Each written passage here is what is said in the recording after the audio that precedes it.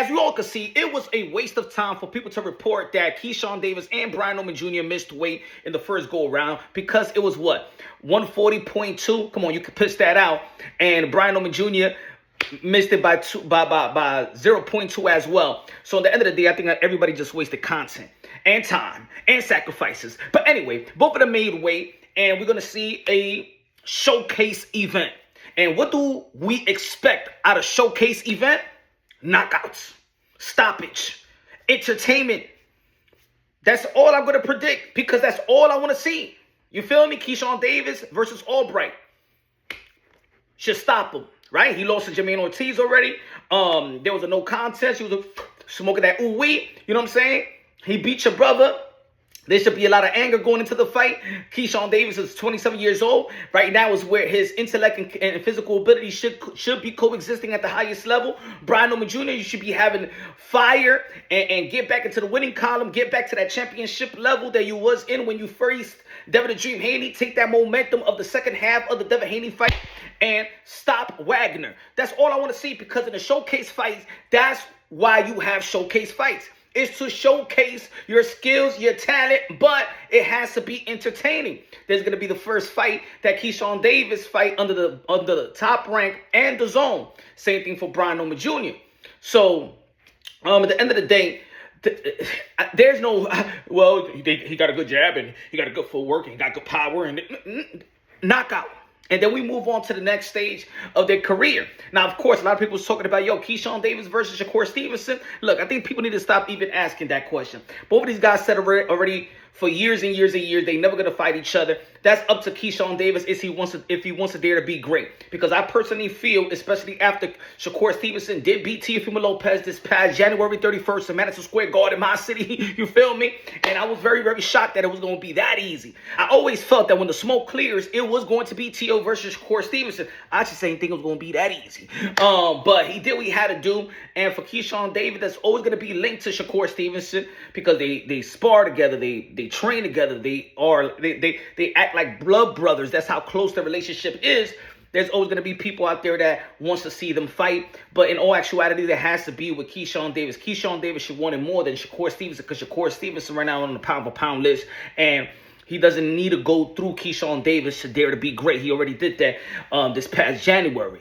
But Keyshawn Davis that's linked to a potential fight with a T.O. that would be good. With Gary Antoine Russell. With Richardson Hitchens, if you move up to the 147-pound division. I thought he was going to be moving up to the 147-pound division. You got Devin Haney still there. That's a fight that still be brewing. If Floyd Schofield would have moved up, that's a fight that they've been going back and forth. What else? Javonte Tan Davis versus Davis. That would be, look, Keyshawn Davis got a lot of fight.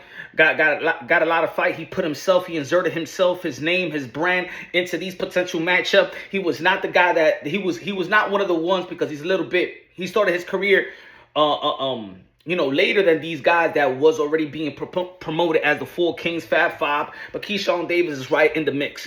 For Brian Norman Jr., I always thought that Brian Norman Jr., to be honest, was his resume was manufactured. I'm not saying that he was a bad fighter or nothing like that. Well, I'm saying that that his resume was a manufacturer, and that came to display versus Devin the Dream Haney, in which it was just levels, right? He did a little bit better in the second half of the fight. I think that Devin Haney did took his foot off the gas. I think he would have just stepped on it, and if he was a killer, he would have had Brian Norman Jr. out of there in 5 or 6, in my opinion. But Brian Norman Jr. is tough. He is with Ronnie Shields. Ronnie Shields did say that it was the weight, the scale that was messed up. It is what it is. In the end of the day, we didn't want to see these guys miss the fight, miss an event. It would have been a bad representation once again for Keyshawn Davis, and especially with the new network, the Zone, it would have been a bad representation right there.